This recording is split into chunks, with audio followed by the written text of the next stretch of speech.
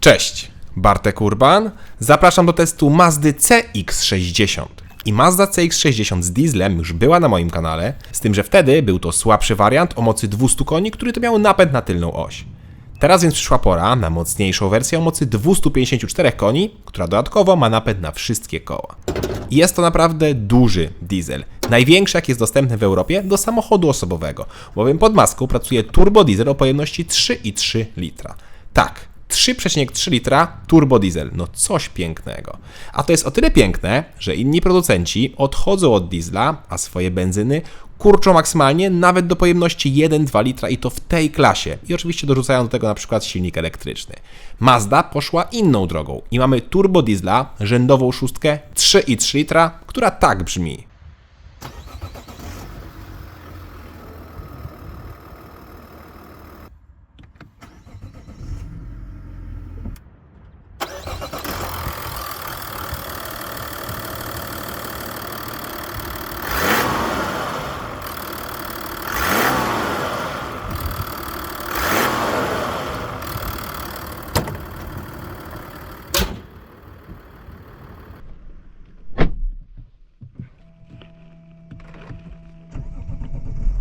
No czuć i słychać moc dużego diesla.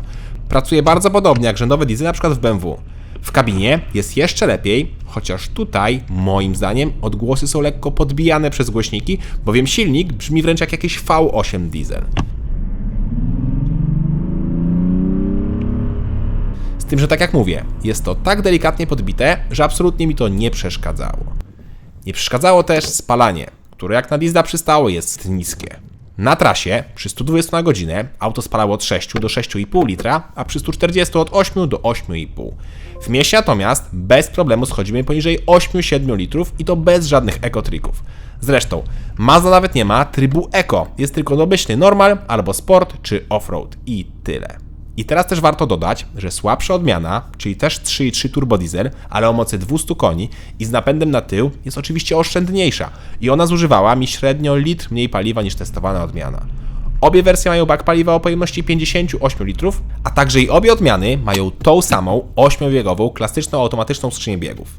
I ta skrzynia w trasie ma świetne obroty, bowiem przy 120 jest to około 1800 obrotów, a przy 140 około 2100. Bardzo ładnie.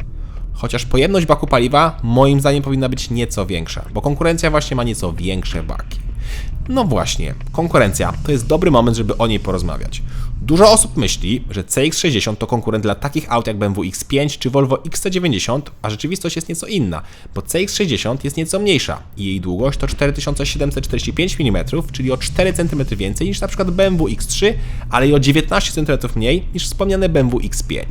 Zresztą Jaguar F-Pace ma dosłownie 2 mm większe nadwozie, więc to jest ten segment. Z tym, że Mazda nie jest moim zdaniem jeszcze autem premium, jest czymś takim pomiędzy premium a zwykłymi autami. Jest trochę jak taka Alfa Romeo, a może i trochę jak Volvo, chociaż nie, Volvo już obecnie jest uważane za premium. No sam już nie wiem, ale jak miałbym wybierać, to bym powiedział, że Mazda to nie jest premium. Ale znowu w Europie, w zwykłych autach nie ma aż tak niezwykłych silników, bo tutaj niestety rządzi downsizing i do tego stopnia, że na przykład konkurencja w postaci Renault Espace ma 3-litrowy silnik 1.2 turbo. Tak, wiem, że to skrajny przykład, ale trochę pokazuje skalę. Jedynie Volkswagen ma w swojej ofercie Touarega z 3-litrowym dieslem V6, ale on znowu jest o klasę większy, bo jest o niemal 16 cm dłuższy. Naturalnym więc są porównania do klasy premium, co wcale nie jest mocno naciągane, o czym przekonamy się, jak wejdziemy do kabiny. Teraz jednak jeszcze sprawdźmy osiągi. Katalogowo CX-60 o mocy 254 koni powinna robić pierwszą setkę w czasie 7,4 sekundy, czyli całkiem ładnie jak na SUV-a z 4x4 i o wadze około 1900 kg. Z drugiej strony konkurencja, po pierwsze, ma nieco więcej mocy, bo zazwyczaj jest to około 280 koni, a po drugie, setkę robi poniżej 6 sekund, a to już jest spora różnica. Pora więc sprawdzić, co potrafi Mazda.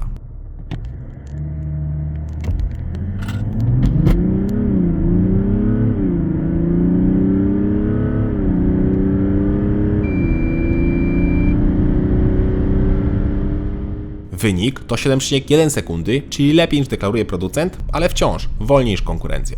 Z tym, że Mazda nie jest wolna, a ten czas jest naprawdę w pełni wystarczający, a sama auto na przykład nie ma procedury startu, a to jak wiemy potrafi często urwać nam nawet około pół sekundy do setki. Podobnie jest przy elastyczności. Nie ma co narzekać na brak osiągów. Moim zdaniem auto jest wystarczająco szybkie i elastyczne, a jedynie skrzynia mogła być nieco lepszą reakcję.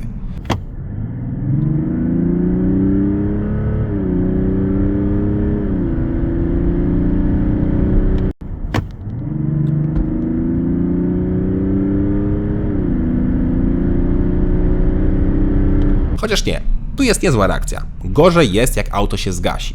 Tak, zgasi. Jest tutaj system start-stop, który jest wspomagany miękką hybrydą, a także, który jak auto się rozgrzeje, to nam zgasi silnik podczas jazdy, jak puścimy gaz. Robi to bardzo płynnie, bez żadnego szarpnięcia i szybko odpala poza jedną sytuacją. Sytuacją, kiedy nagle wciśniemy maksymalnie pedał gazu, a akurat auto jest zgaszone. Wtedy to wygląda tak.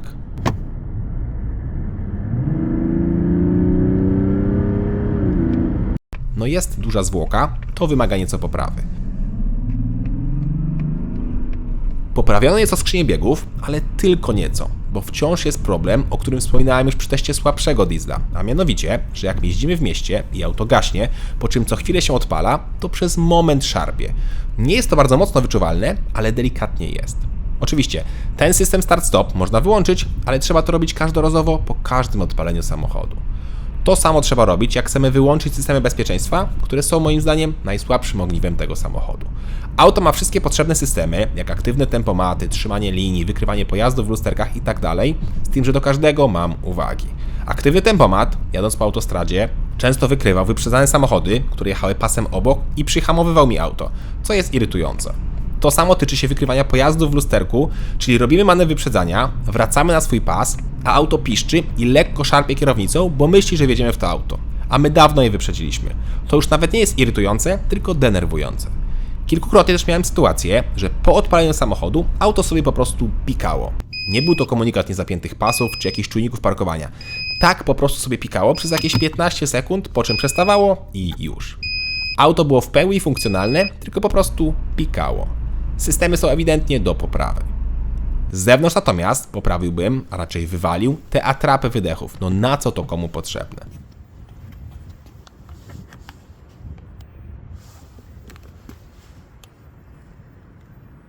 Te boczne atrapy, czy tam takie ozdobniki, no są też zbyteczne.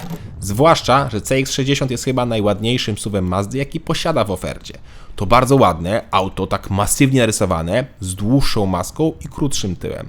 Z profilu auto przypomina mi nieco Jaguara F-Pace, co by się zgadzało, bo tam też w podstawie jest napęd na tył i podobne wymiary. I podobnie jest też we wnętrzu, to znaczy, że auto wydaje się większe na zewnątrz niż jest w rzeczywistości.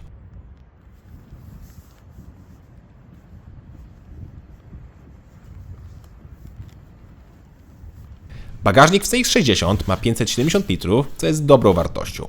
Kufer ma drugie dno, boczne miejsce na drobiazgi, gniazdo pod zapalniczkę i niestety brak haczyków na zakupy. Z tego poziomu też możemy złożyć kanapę i to, co ważne, możemy położyć zarówno boczne oparcia oddzielnie, jak i środek oddzielnie.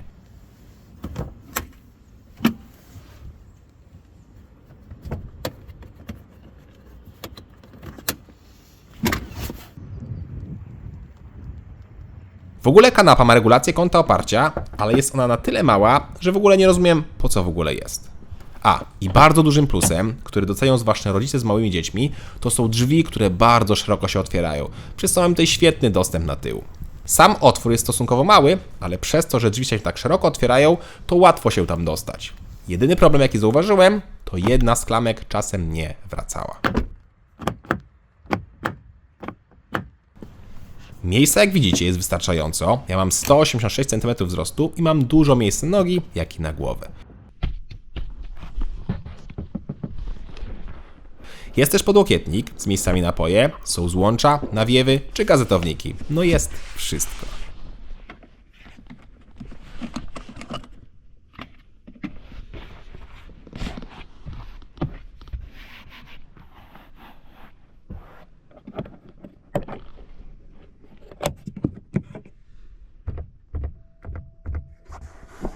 Z przodu, jedyne na co niektórzy narzekają, to są krótkie siedziska, ale mi to nie przeszkadzało. Tak samo jak i nie przeszkadzało mi słabe trzymanie boczne, bo to nie jest samochód, który nastraja do szybkiej jazdy. Mamy dobrą widoczność, a fotel jest w miarę wygodny. No i jak widzicie, regulacja kolumny kierowniczej może być elektryczna, jak w klasie premium. Pora więc na deskę rozdzielczą. Na deskę, która jest świetna. Minimalistyczna, ładna, ale wciąż w miarę prosta w obsłudze.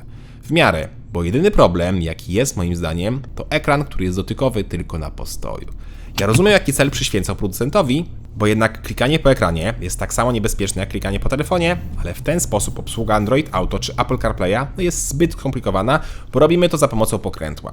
Pokrętła, które do menu auta nadaje się idealnie, bo menu zostało zaprojektowane pod to pokrętło, ale jednak nowe telefony obsługuje się dotykiem, w związku z czym obsługa pokrętłem jest bardzo problematyczna.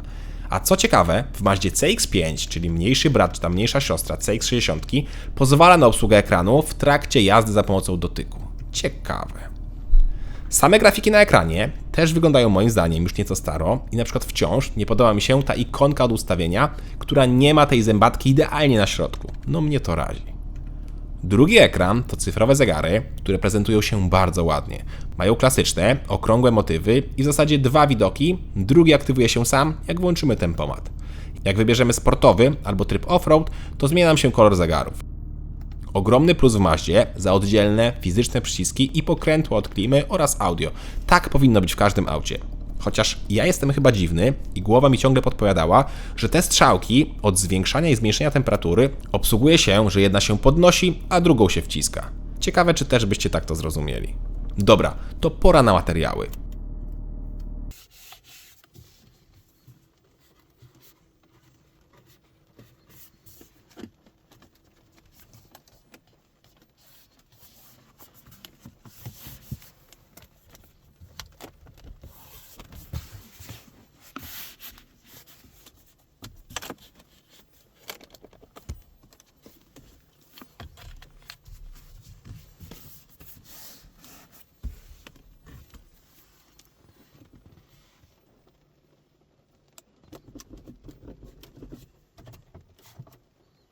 Jest naprawdę bardzo ładnie, spasowanie jest niezłe, słychać bardzo delikatne skrzypienie i to pod naprawdę mocnym naciskiem. Podczas jazdy jest cisza. No i najważniejsze, nie ma piano black. Dziękuję. W takim razie pora na schowki, a potem porozmawiamy jeszcze sekundę o jeździe i o cenie.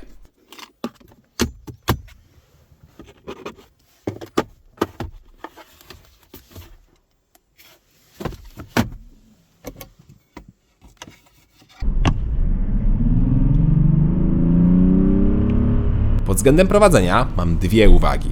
Po pierwsze, auto jest dość sztywne jak nasuwa, a w ofercie nie ma adaptacyjnego zawieszenia, a po drugie, układ kierowniczy ma za długie przełożenia.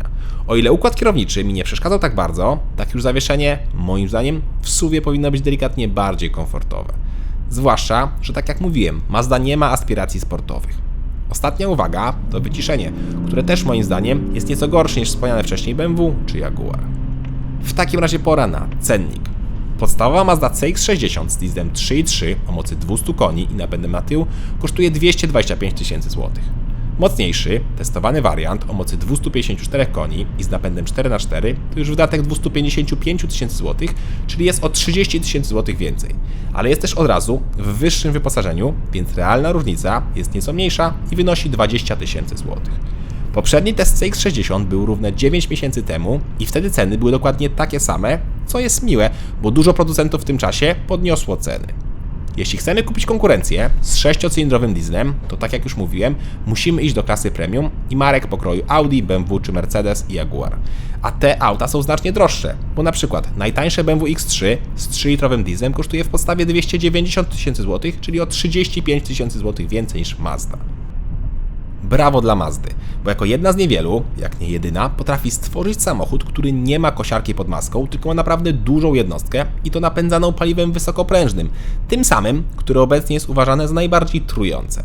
A jak widać, wcale tak nie jest, a CX-60 nie dość, że jest ekonomiczna, to ma do tego bardzo dobre osiągi i wciąż jest praktyczna. Wciąż moim zdaniem nie ma lepszego paliwa w trasy niż diesel, a jedyne, co może mu dorównać pod względem ekonomicznym, to zwykłe paliwo plus instalacja LPG. Dodam też, że Mazda CX-60 to nie jest auto idealne. Multimedia wymagają moim zdaniem poprawy, tak samo jak i zawieszenie, które jest za sztywne, oraz skrzynia, która delikatnie, ale jednak wyczuwalnie czasem szarpie. Sam samochód też wydaje się dużo większy na zewnątrz niż jest w rzeczywistości we wnętrzu. No i ostatnia sprawa to systemy bezpieczeństwa, które mocno irytują, bo są chyba zbyt czułe. Z drugiej strony Mazda CX-60 jest taka normalna na tle konkurencji. Normalna pod względem, że nie ma tutaj mnóstwo tabletów i dotykowych przycisków, nie ma różnych kolorków podświetlenia nastrojowego, jest po prostu duży samochód z dużym silnikiem, dobrymi osiągami i świetnym spalaniem. Do tego jest nieźle wykonana i ładna. Cześć!